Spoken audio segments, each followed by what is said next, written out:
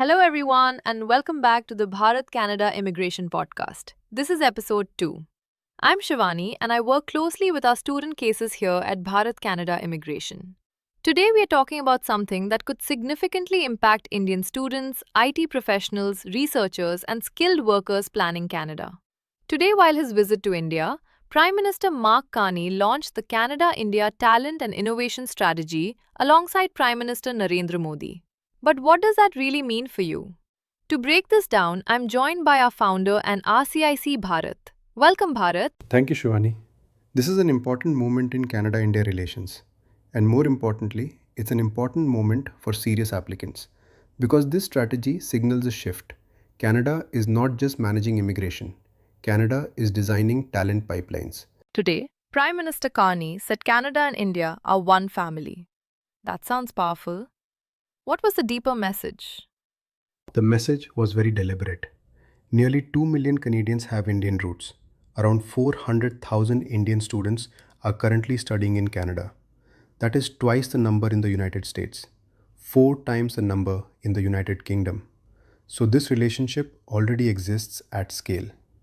Now the goal is to double Canada-India trade to $70 billion by 2030. And trade growth requires skilled talent. That's why the talent and innovation strategy focuses on specific sectors. So, this isn't about increasing student numbers. It's about attracting targeted, high value talent. Exactly. Artificial intelligence, health sciences, clean energy, digital architecture, advanced manufacturing. These sectors define Canada's economic future. Let's talk about the 13 new university level partnerships between Canadian and Indian institutions. Which institutions are involved? On the Canadian side, University of Toronto, McGill University, University of British Columbia, Dalhousie University. On the Indian side, IIT Tirupati, IISER Tirupati, and additional institutional collaborations coordinated nationally. There are also new centers of excellence in India, co-led by University of Toronto and McGill. These will focus on AI, clean energy, health innovation, and advanced research fields. This means joint research, co-supervised graduate programs, student mobility, industry-linked innovation training. This is structured talent development. Which means students need to think differently about program selection now. Correct. In 2026, your program choice must align with national priorities. It cannot be random. One of the most exciting parts is the scholarship commitment. Can you explain that? University of Toronto committed up to $100 million. That funds up to 200 fully funded scholarships for Indian students. Additionally, around 300 Indian student researcher positions are funded in Canada.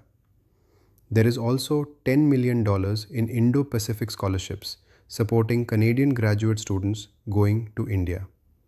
This signals long-term collaboration, not short-term recruitment. Canada is investing in research-driven Indian talent. So, serious postgraduate applicants should be paying attention. Absolutely. Now, let's talk about something practical. Masters and PhD students at public institutions are exempt from provincial attestation letters. Why is this significant? Because PAL requirements created bottlenecks in previous years. Now, postgraduate applicants at public institutions can bypass that additional provincial step. This means less delay, less unpredictability, more streamlined processing. But this advantage applies primarily to research-based serious programs at public institutions. Strategy matters. So, not every master's automatically benefits. It has to be structured correctly. Exactly. Proper program alignment is essential. Let's move to what our audience cares about most. How does this connect to permanent residence? Here is the structured approach. Year 1 to 2. Enroll in a priority sector program at a public DLI. Year 2 to 3. Obtain post-graduation work permit. Gain skilled Canadian work experience in Tier 0 or 1 occupations. Year 3 to 5. Apply under express entry or provincial nominee programs. But here is where many applicants go wrong. They focus only on admission. They do not reverse engineer their PR pathway. Not every diploma leads to strong PR outcomes. And this is what we assess during profile evaluations. Field selection, NOC alignment, labor market demand, CRS potential. Correct. In 2026, immigration is more selective. Lower overall caps, higher scrutiny, but clearer quality pathways. Strategy now determines success. Quick guidance. If someone watching is an engineering student, an IT professional, a biotech researcher, or an entrepreneur, what should they consider? Engineering or AI students. Target research-focused master's programs aligned with AI and innovation. IT professionals. Evaluate employer-driven work permits or strategic study plus work models. Researchers. Look at centers of excellence and funded research pathways. Entrepreneurs. Be cautious. Federal startup visa intake is restricted. Provincial entrepreneur programs or study-first pathways may be more strategic. This Canada-India talent and innovation strategy is not just news. It's a signal. Canada wants high-quality Indian talent aligned with innovation sectors. And the key question is not, can you apply? The real question is, are you on the right pathway?